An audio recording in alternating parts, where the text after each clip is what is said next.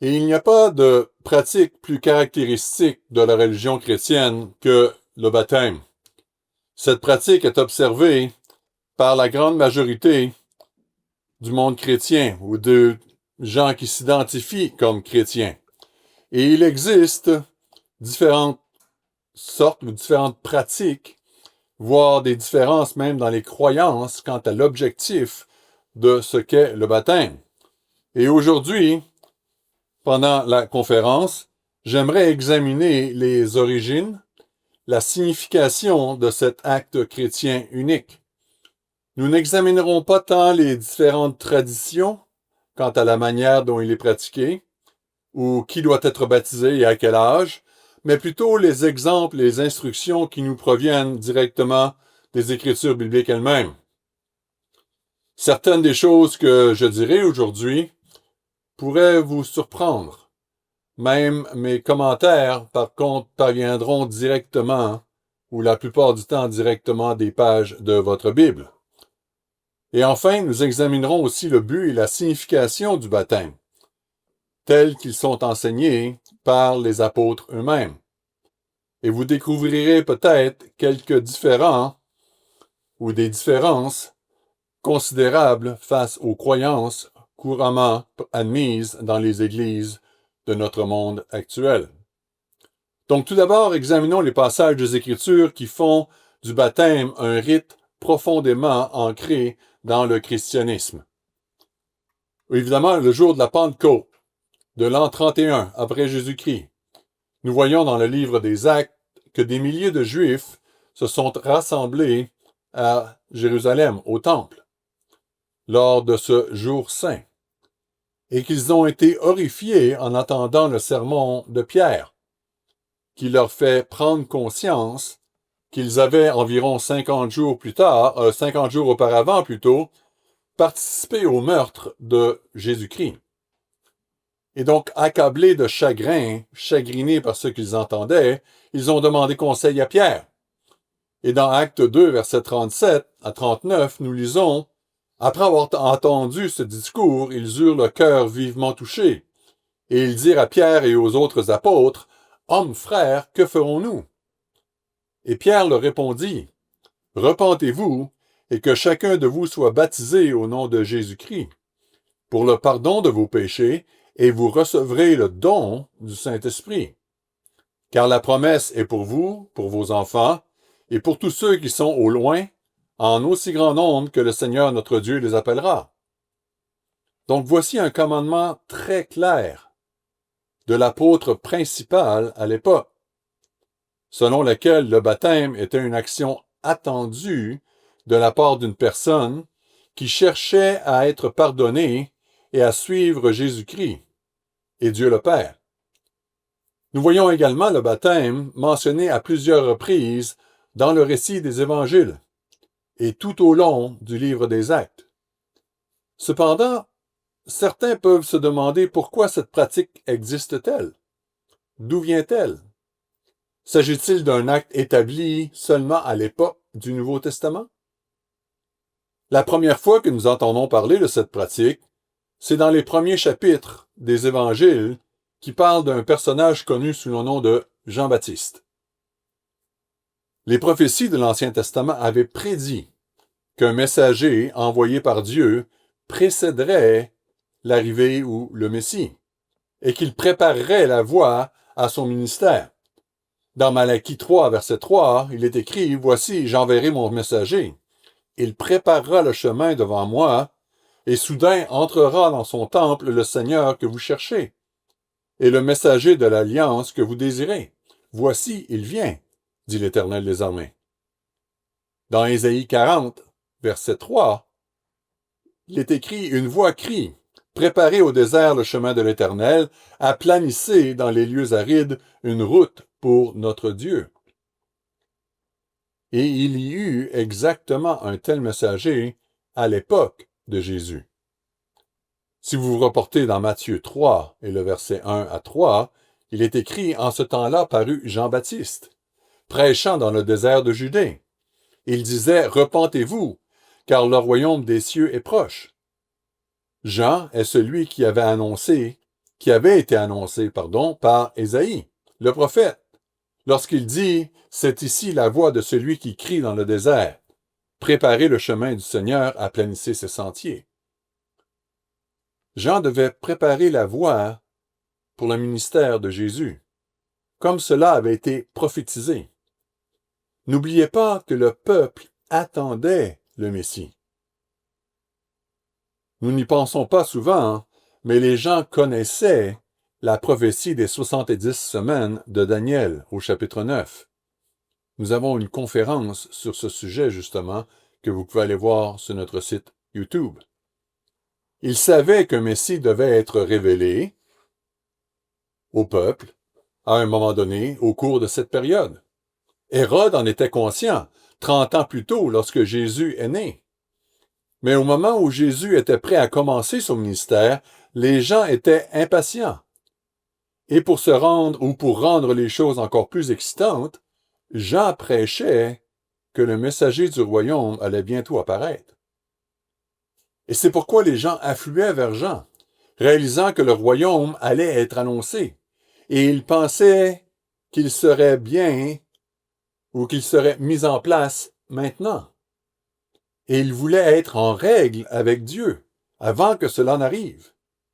Et c'est pourquoi des milliers, voire des dizaines de milliers de personnes venaient vers Jean pour l'écouter et être baptisés en signe de repentance, ce qui était une pratique ancienne du temple. Mais Jean, lui, le faisait dans ou près du Jourdain. Rappelons également que Jean avait un rang. Il était issu de la famille d'Aaron, la famille des sacrificateurs. Il avait été mis à part par Dieu comme nazirien à partir de sa naissance. Et il portait un vêtement et une ceinture de prophète. Dans Luc 3, versets 2 à 6, il nous est dit « Et du temps des souverains sacrificateurs Anne et Caïphe, la parole de Dieu fut adressée à Jean, fils de Zacharie, dans le désert. Et il alla dans tout le pays des environs du Jourdain, prêchant le baptême de la repentance pour la rémission des péchés, selon ce qui est écrit dans les livres des paroles d'Isaïe, le prophète. C'est la voix de celui qui crie dans le désert, préparez le chemin du Seigneur, aplanissez ses sentiers. Toute vallée sera comblée, toute montagne et toute colline seront abaissées, ce qui est tortueux sera redressé, et les chemins raboteux seront aplanis, et toute chair verra le salut de Dieu. Notez qu'au verset 4, l'écriture d'Isaïe que Jean enseignait et mettait en pratique disait « Préparez le chemin du Seigneur ». Et le terme utilisé ici pour désigner le Seigneur est le tétragramme, YHWH, qui représente Dieu ou le Dieu d'Israël. Et cela est significatif. Les prophètes et Jean affirmaient que ce Messie était en effet le Dieu de l'Ancien Testament, YHWH, et qu'il était le Dieu de Moïse et le Dieu de David. Et c'est pourquoi plus tard, lorsque Jésus demanda aux disciples qui il était, Pierre déclara qu'il était le Fils même de Dieu. Matthieu 16, verset 15, nous le déclare. Il dit, « Et vous, leur dit-il, que dites-vous que je suis? » Et Simon-Pierre répondit, « Tu es le Christ, le Fils du Dieu vivant. » Jean enseignait que le Messie était sur le point de venir, et des milliers de personnes voulaient être en règle avec Dieu avant cela, car elles croyaient qu'il rétablirait le grand royaume d'Israël dans ces jours-là. Des millions de personnes attendaient l'arrivée du Messie. Mais Jésus n'est pas venu de la manière qu'ils avaient imaginée. Et donc Jean-Baptiste prêcha et baptisa jusqu'à ce qu'il soit finalement emprisonné. Et c'est alors que commença le ministère de Jésus. Nous voyons donc que Jean baptisait des milliers de personnes qui venaient à lui. Mais a-t-il inventé cette pratique? Si l'on remonte à la période du Temple, dans l'Ancien Testament ou dans l'Ancien Israël, et même à l'époque du Second Temple, lors du Temple d'Esdras ou de Néhémie, on retrouve des traces d'une pratique appelée mikvah. Le mikvah, qui veut dire en fait une collecte d'eau, dans le judaïsme, est un bassin naturel dans lequel on se baigne pour retrouver une pureté rituelle. La Mishnah, qui est le code de loi juif, décrit en détail les exigences relatives à l'eau rituellement appropriée et à la quantité d'eau nécessaire pour la purification rituelle. Et vous pourrez vous trouver ça dans le dictionnaire Britannica sous mikvah. Maintenant, dans la Bible, le chapitre 15 du Lévitique traite de plusieurs cas où un lavage rituel était requis. Dans tous les cas, ce lavage rituel se faisait par immersion. Le terme mikvah signifie collection d'eau, comme on a mentionné, et donc la personne s'immergeait dans un bassin construit à cet effet, à la fois pour certains types de purification physique, mais aussi à des fins rituelles représentant la purification spirituelle. Un nouveau converti à la religion israélite devait se soumettre à ce processus, tout comme une personne qui cherchait à se repentir de ses péchés et à se consacrer à une vie conforme aux lois de Dieu. Il est évident que Jean-Baptiste pratiquait cela, comme nous le lisons dans Jean 3, verset 23. Jean aussi baptisait à Hénon, près de Salim, parce qu'il y avait là beaucoup d'eau, et on y venait pour être baptisé. Le terme grec utilisé par les Écritures pour baptiser est baptizo. Il est dérivé du terme grec bapto, qui signifie recouvrir. En d'autres termes, le terme baptizo signifie littéralement immerger. La pratique du mikvah est donc simplement similaire à celle de Jean, connue sous le nom de baptizo en grec. Et dans les deux cas, elle consistait à immerger tout le corps dans l'eau. Alors, quelles sont les instructions du Nouveau Testament concernant le baptême? Si nous regardons à nouveau Acte 2, où Pierre, sous l'inspiration divine, a ordonné le baptême pour ceux qui se repentaient, à partir de ce seul passage, nous apprenons plusieurs choses sur cette pratique.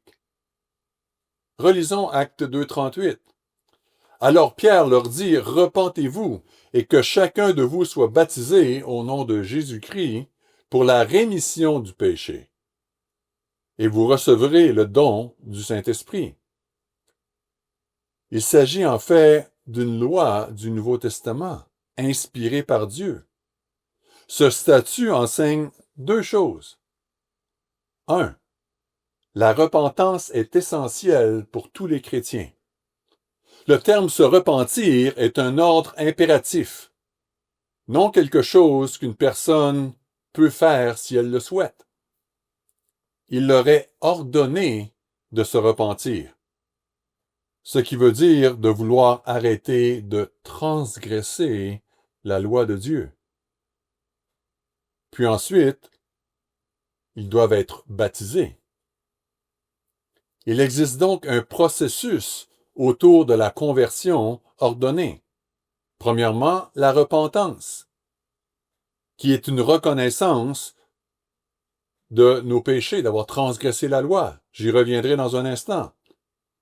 Deuxième, de reconnaître Jésus-Christ comme celui qui nous a sauvés de la mort éternelle en payant la peine de mort à notre place. Troisième, l'acte du baptême lui-même.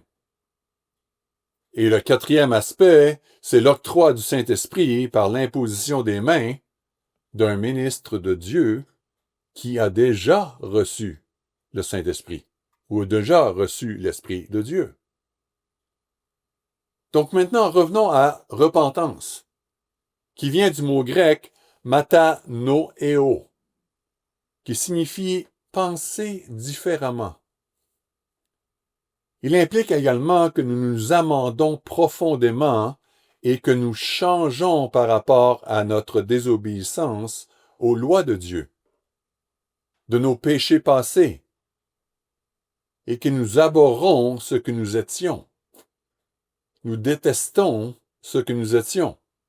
En d'autres termes, nous ne voulons plus faire ou être ce que nous étions.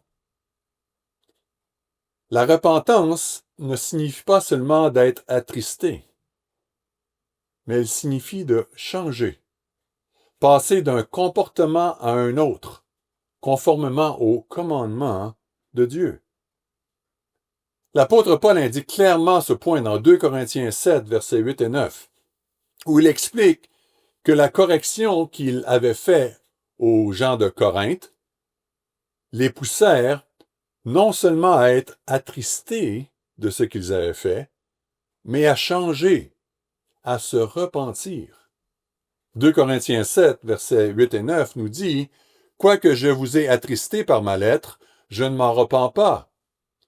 Et si je m'en suis repenti, car je vois que cette lettre vous a attristé bien que momentanément, je me réjouis à cette heure, non pas que vous avez été attristés, mais de ce que votre tristesse vous a porté à la repentance. » Donc il y a une différence. Un vrai repentir n'est pas seulement d'être attristé, c'est de changer. Et maintenant, seul un adulte peut vraiment faire cela. Les enfants et même de nombreux adolescents n'ont pas encore l'expérience, la maturité ou la compréhension, ou même la conscience nécessaire pour s'analyser véritablement à cet égard et s'engager profondément à obéir à Dieu. Il n'y a donc pas de baptême d'enfant dans la Bible. Le baptême se fait par immersion et non par aspersion. Il est clair dans Jean 3, verset 23, que Jean-Baptiste a choisi un endroit pour baptiser parce qu'il y avait là beaucoup d'eau. Pourquoi? Cela n'aurait pas été un problème s'il avait utilisé l'ancienne pratique lévitique de l'immersion, le mikvah. Donc on avait besoin de beaucoup d'eau pour baptiser. Et l'une des questions clés est de savoir ce que représente réellement le baptême. Lorsque la personne est momentanément immergée dans l'eau, cela symbolise l'ancienne personne qui est enterrée et meurt dans une tombe liquide. On ressort de l'eau en tant qu'une nouvelle personne qui mène alors une vie d'obéissance aux lois de Dieu et non contre Dieu. Romains 6, versets 1 à 6 nous déclare « Que dirons-nous donc? Demeurions-nous dans le péché afin que la grâce abonde? » Loin de là, Paul répond. Nous qui sommes morts au péché, comment vivrions-nous encore dans le péché? Ignorez-vous tous que nous avons été baptisés en Jésus-Christ, c'est en sa mort que nous avons été baptisés. Et nous avons donc été ensevelis avec lui par le baptême en sa mort, afin que comme Christ est ressuscité des morts par la gloire du Père, de même nous aussi, nous marchions en nouveauté de vie. En effet, si nous sommes devenus une même plante avec lui par la conformité à sa mort, nous le serons aussi par la conformité à sa résurrection. Verset 6. Sachant que le vieil homme, la vieille femme, a été crucifié avec lui, afin que le corps du péché fût détruit, pour que nous ne soyons plus esclaves du péché.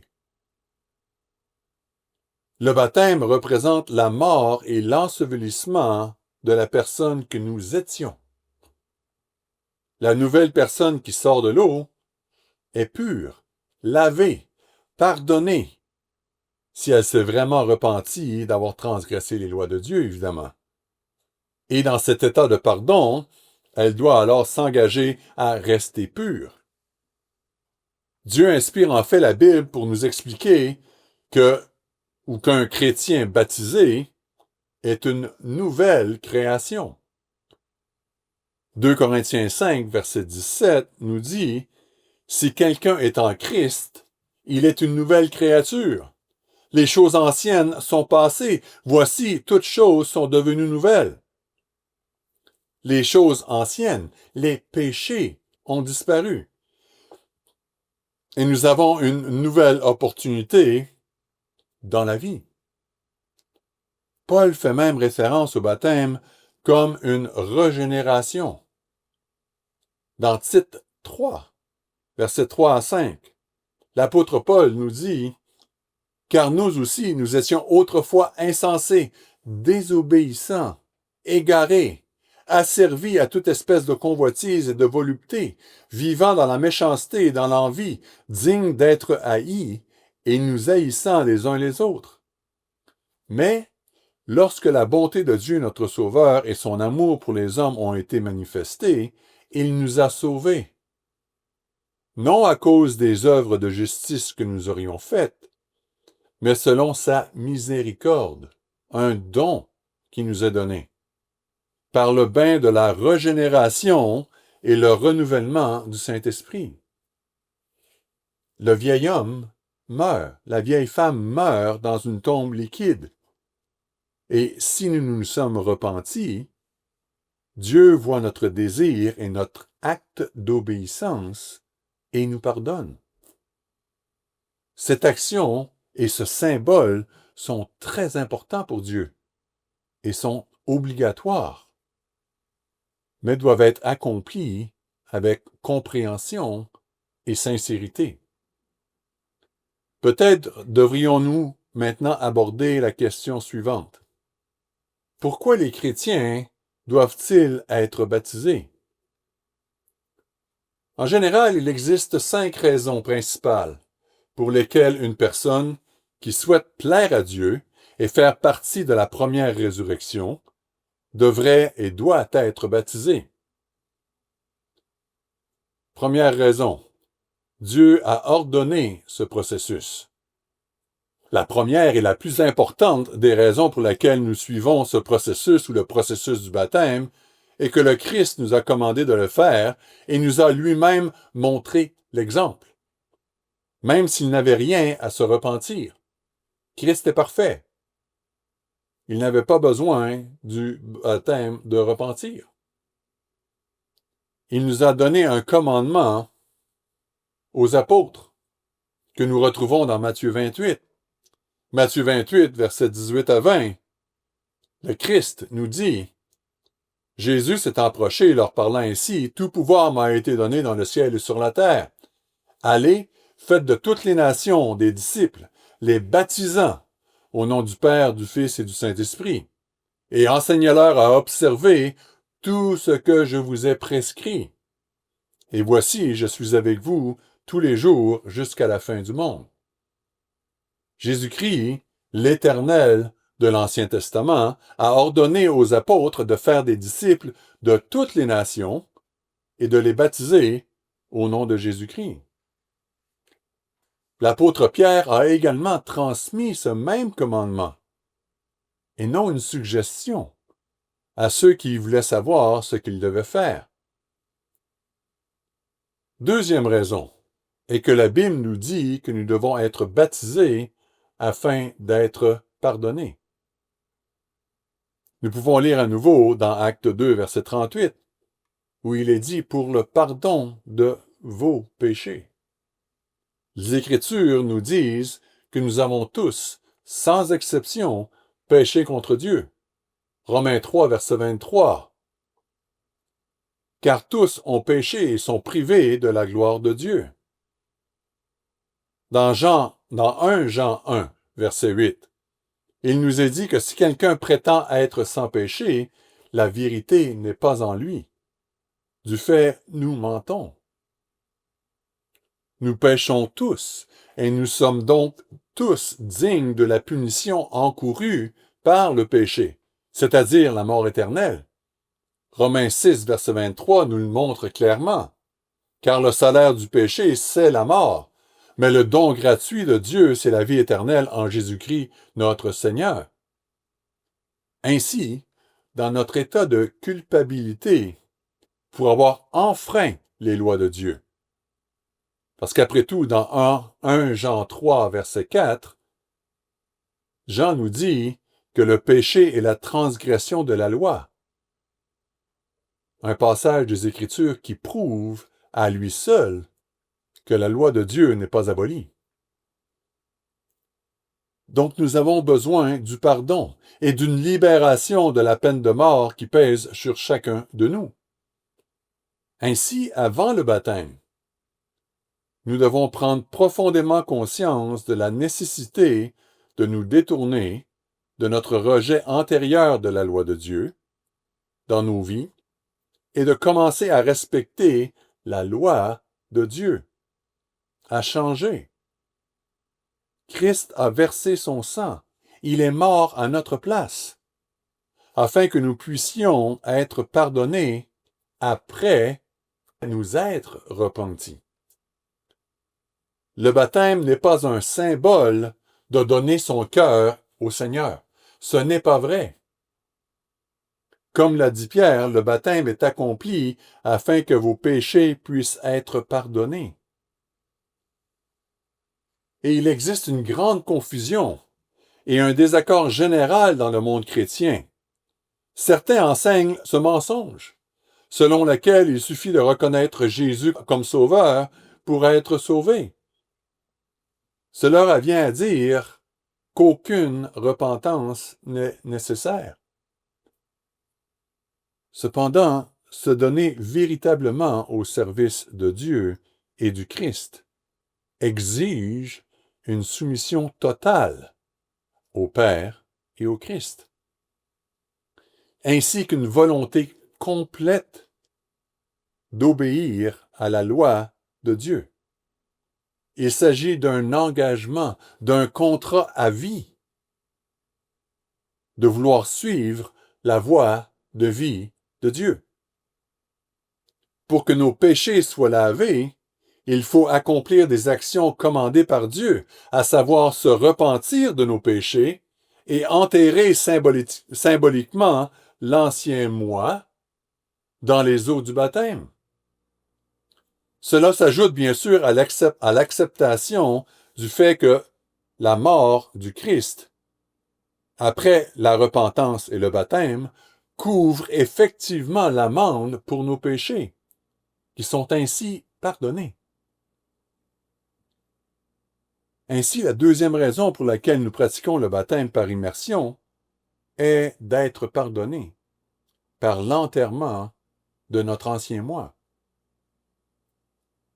La troisième raison pour laquelle nous faisons le baptême, Dieu l'exige comme signe de notre engagement à suivre son mode de vie. Nous ne pouvons jamais mériter le salut. Et je vais répéter cette phrase. Nous ne pouvons jamais mériter le salut. Même en respectant parfaitement la loi, nous ne mériterons jamais le salut. En fait, nous avons tous péché et nous méritons donc la peine de mort. Pourtant, Dieu attend d'un vrai chrétien qu'il s'engage à mener une vie qui reflète celle de Jésus. Dieu attend alors de nous que nous produisions des fruits dignes de la repentance. Et vous pourrez les voir dans Luc 3, verset 8 comme référence. Notre baptême marque un point de départ physique, un moment dans le temps où nous nous engageons pleinement à abandonner notre ancienne voie de vivre et de nous abonner à la volonté ou à suivre Dieu. C'est un point de départ duquel nous pouvons mesurer notre progrès spirituel. Et le Christ exprime clairement et sans détour cette attente. Dans Matthieu 7, versets 21 à 23, le Christ nous dit « Ceux qui me disent « Seigneur, Seigneur » n'entreront pas tous dans le royaume des cieux, mais celui-là qui fait la volonté de mon Père qui est dans les cieux. Plusieurs me diront en ce jour-là, Seigneur, Seigneur, n'avons-nous pas prophétisé par ton nom? N'avons-nous pas chassé des démons par ton nom? Et n'avons-nous pas fait beaucoup de miracles par ton nom? Et alors je leur dirai ouvertement, je ne vous ai jamais connus. Retirez-vous de moi, vous qui commettez l'iniquité. Christ veut que nous l'aimions et l'acceptions comme notre Sauveur. Mais il attend également que nous lui obéissions et que nous agissions selon la volonté de Dieu, selon sa volonté. C'est en quelque sorte la signature de notre contrat. Nous promettons en effet à Dieu, lors de notre baptême, de renoncer à notre volonté et au péché, et de vivre selon les lois, d'observer ses sabbats et ses jours saints, de respecter les 10 commandements, les statuts de Dieu. Et permettez-moi d'ajouter un autre point ici. La circoncision physique dans l'Ancien Testament était un signe extérieur montrant que vous étiez un Israélite. Cette circoncision physique n'est plus nécessaire dans le Nouveau Testament. Mais une circoncision du cœur est maintenant exigée. L'apôtre Paul écrit ceci dans Romains 2, versets 25 à 29. La circoncision est utile, circoncision physique, si tu mets en pratique la loi. Mais si tu transgresses la loi, ta circoncision devient-elle incirconcision? Si donc l'incirconcis observe les ordonnances de la loi, son incirconcision ne sera-t-elle pas tenue pour circoncision? L'incirconcis de nature, qui accomplit la loi, ne te condamne-t-il pas, toi qui la transgresses, tout en ayant la lettre de la loi et la circoncision? Verset 28. Le juif n'est pas celui qui en a le dehors, et la circoncision n'est pas celle qui est visible dans la chair. Mais le juif, c'est celui qui l'est intérieurement, et la circoncision, c'est celle du cœur, selon l'esprit et non selon la lettre. La louange de ce juif ne vient pas des hommes, mais de Dieu. Une question que l'on peut poser légitimement, quelle est donc la circoncision du cœur? L'apôtre Paul nous donne la réponse. Nous n'avons pas besoin de l'inventer. Colossiens 2, versets 11 et 12. Et c'est en lui que vous avez été circoncis d'une circoncision que la main n'a pas faite, mais de la circoncision de Christ qui consiste dans le dépouillement de la chair, du corps et de la chair, ayant été ensevelis par lui par le baptême. Vous êtes aussi ressuscités en lui et avec lui par la foi en la puissance de Dieu qui l'a ressuscité des morts. Nous devons être circoncis du cœur. Et c'est cet engagement qui est demandé de la part de Dieu. Et cette circoncision du cœur est le baptême. Donc la troisième raison pour laquelle nous sommes baptisés est donc de montrer notre engagement. Quatrième raison. Sans baptême, nous ne pouvons pas entrer dans le royaume de Dieu. La Bible dit clairement que si nous ne sommes pas baptisés et ne recevons pas l'Esprit de Dieu, nous ne pouvons pas entrer dans le royaume de Dieu. Marc 16, verset 16 nous dit que celui qui croira et qui sera baptisé sera sauvé, mais celui qui ne croira pas sera condamné. La Bible est sans concession sur ce point. Pour être sauvés de la mort éternelle, nous devons d'abord croire, ce qui inclut l'obéissance, pour être baptisés. Sans les étapes de la foi, de la repentance et du baptême, il est impossible d'être sauvé, de rentrer dans le royaume de Dieu et de recevoir la vie éternelle. Bien sûr, nous devons nous rappeler que Dieu est juste et que tous les hommes ne sont pas appelés à cette époque. Jésus l'a clairement indiqué à 2 reprises dans Jean 6, et nous en prendrons qu'un.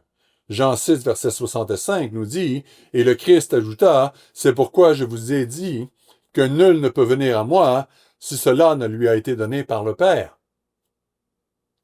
Toute l'humanité sera appelée, certains dans cette époque-ci, et ceux qui sont morts dans une future résurrection physique. Dieu est juste. Mais néanmoins, la Bible est très claire sur le fait que nous ne pouvons pas entrer dans le royaume de Dieu sans la repentance et le baptême. 5e raison. Le baptême est nécessaire pour recevoir le Saint-Esprit de Dieu.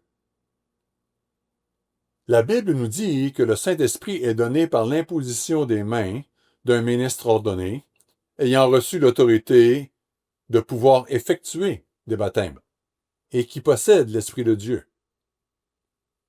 Veuillez bien noter ceci. Le simple fait d'être baptisé ne suffit pas pour faire partie de l'Église de Dieu.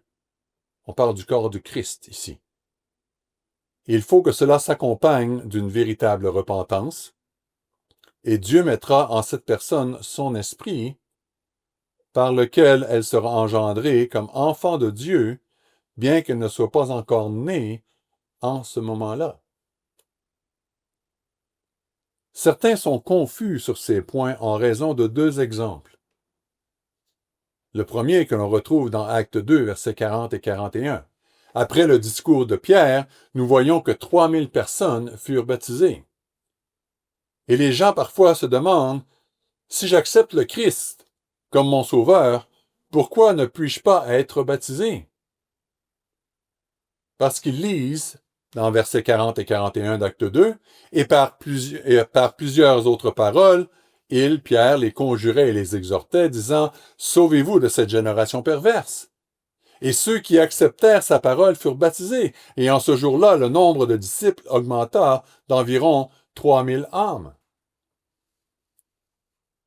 Et la réponse à cette question se retrouve dans Acte 2, verset 5, où nous lisons, « Or, il y avait en ces jours à Jérusalem des Juifs, hommes pieux, de toutes les nations qui sont sous le ciel. » Et le mot « pieux » ici est essentiel.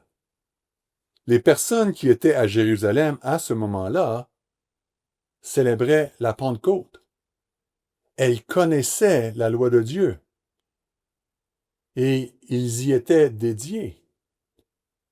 Elles avaient pris l'engagement de suivre la voie de Dieu en obéissant à ses commandements. Et ils connaissaient la loi de Dieu. Le seul élément qui leur manquait était de reconnaître que Christ était le Messie, le Sauveur. Donc, après avoir reconnu ce fait et avoir accepté que le Christ était le Sauveur, était le Messie, elles remplissaient entièrement les étapes nécessaires et rien ne les empêchait d'être baptisées. Donc, les gens, dans Acte 2, versets 40 et 41, connaissaient déjà toute la loi. Il ne leur manquait que l'observance ou la reconnaissance de Christ. Deuxième question qui est souvent posée. Dans Acte 10, nous voyons qu'un officier romain, Corneille, et sa maison ont reçu l'Esprit de Dieu avant d'être baptisés d'eau. Cela ne signifie-t-il pas que l'Esprit peut être donné sans baptême? Et donc, en la Pentecôte de l'an 31, Pierre, sous l'inspiration de Dieu, a proclamé les étapes à suivre. Nous l'avons vu dans Acte 2, 38. Et Corneille et sa maison, eux, reçoivent l'Esprit de Dieu d'une manière miraculeuse, avant le baptême d'eau. Et vous pouvez lire ceci dans Acte 10, versets 44 à 46, nous le lirons dans quelques instants. Mais notez bien que l'incident de Corneille se produit environ 10 ans après le sermon de Pierre en l'an 31. Et il s'agissait ici d'un miracle très spécial que Dieu a utilisé pour enseigner que l'Évangile devait également être prêché aux païens, aux non-juifs, et que ceux-ci devaient néanmoins être baptisés. Notons ce qui est écrit. Acte 10, versets 44 à 48.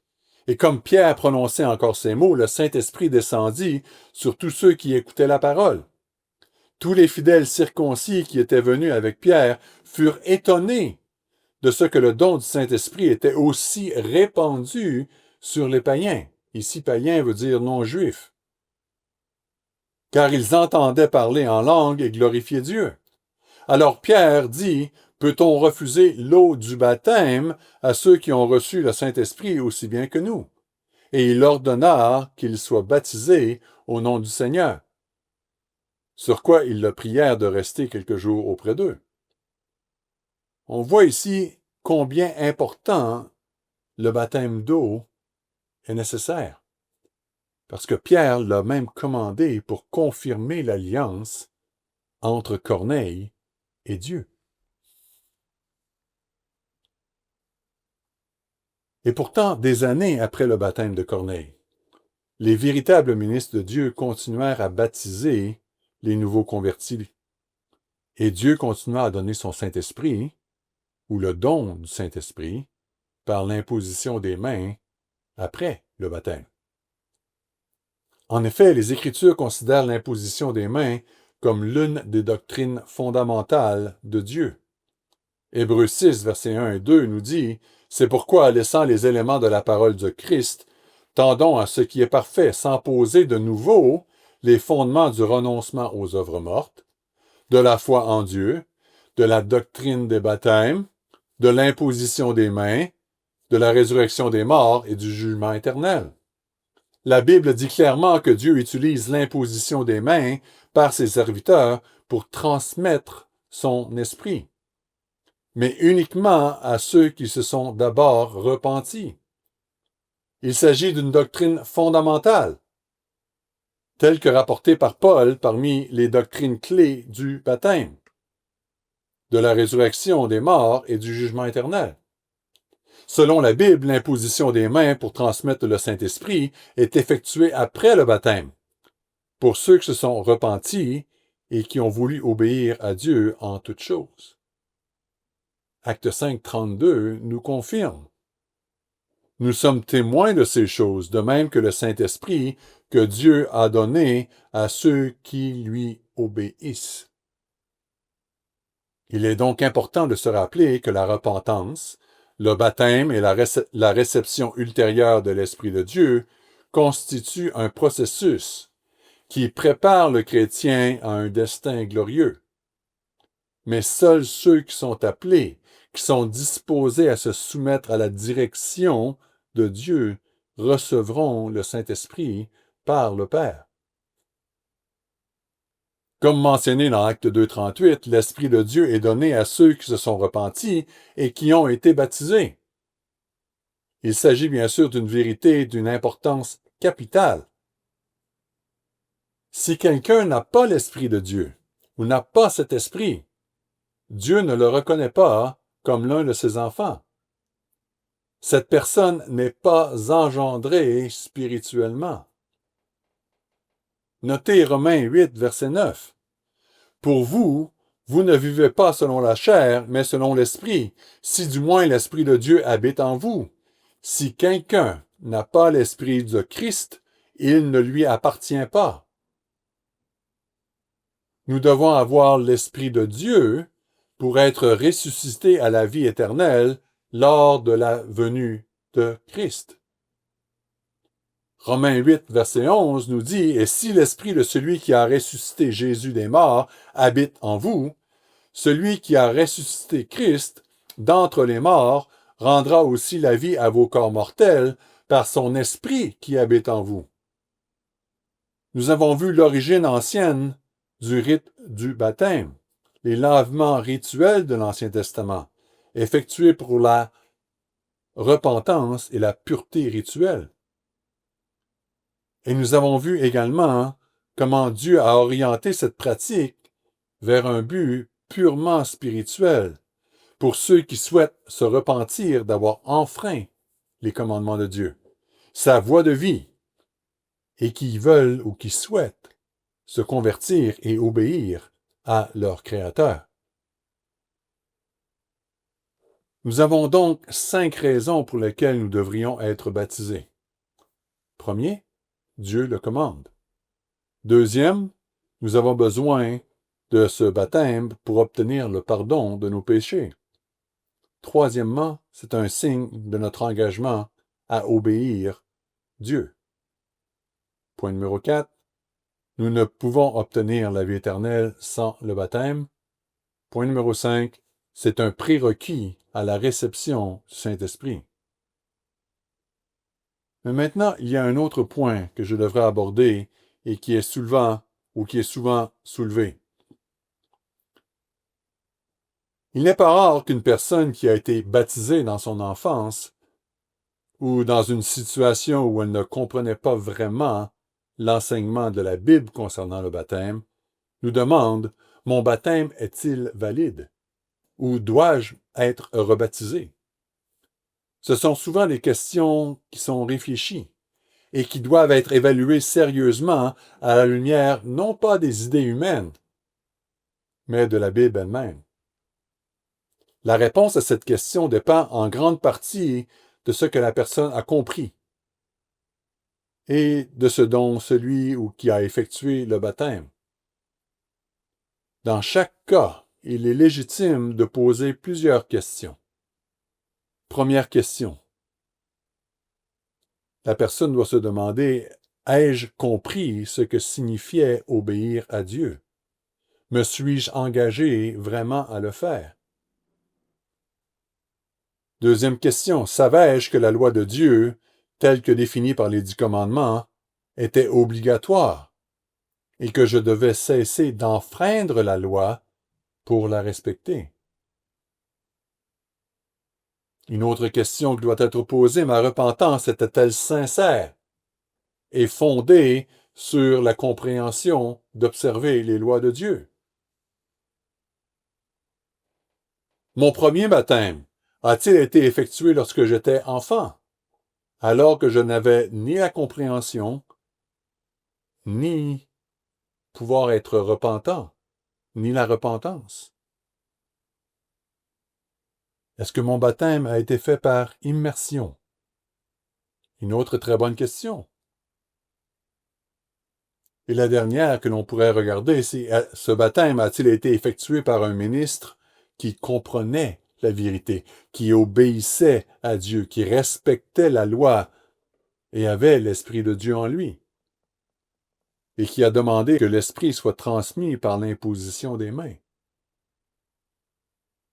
Et en fonction de ces questions, en fonction des réponses à ces questions, un nouveau baptême pourrait être envisagé, discuté avec un ministre ordonné de Dieu. Donc, en conclusion, le baptême est un rite ancien inspiré par Dieu. Le baptême est une pratique ancienne, inspirée par Dieu depuis les temps les plus reculés, et représentant la nécessité de se repentir de ses mauvaises actions, d'enterrer le passé dans une tombe liquide et d'avoir la possibilité d'un nouveau départ, d'une vie qui mènera à la vie éternelle. Cette pratique enseigne la nécessité d'identifier sérieusement ce qui nous sépare de Dieu et de nous détourner de ce comportement et de cette façon même de penser, d'agir. Elle reconnaît que Dieu pardonnera à une personne repentante et oubliera son péché ou nos péchés, permettant à la mort de Jésus-Christ de payer la peine de mort à notre place, afin que nous ayons la possibilité d'accéder à la vie éternelle dans le royaume de Dieu à venir. Sans repentance et sans baptême approprié, le péché ne peut être pardonné, sauf dans des circonstances vraiment exceptionnelles que seul Dieu peut juger. Jésus-Christ lui-même nous a donné cet enseignement et il nous a montré l'exemple, qu'il a également commandé à ses apôtres, à son Église, d'enseigner à travers les âges. C'est ainsi que nous avons un rite incroyablement puissant et pourtant simple du véritable baptême chrétien. Donc, c'est la fin de la conférence. N'hésitez pas à commander notre brochure que vous verrez apparaître à l'écran. Devriez-vous être baptisé, qui est la brochure qui accompagne cette conférence. Vous avez les numéros de téléphone qui apparaissent à l'écran, peu importe où vous êtes, et aussi le mail ou le courriel que vous pouvez nous écrire pour demander cette brochure. Il nous fera plaisir de vous l'envoyer sans frais dès votre demande. Il vous suffit d'envoyer un courriel ou de téléphoner au numéro affiché et il nous fera plaisir de pouvoir vous envoyer cette brochure. Et finalement, je vous dis merci beaucoup de vous être joints à nous et je vous souhaite une bonne fin de journée et à la prochaine.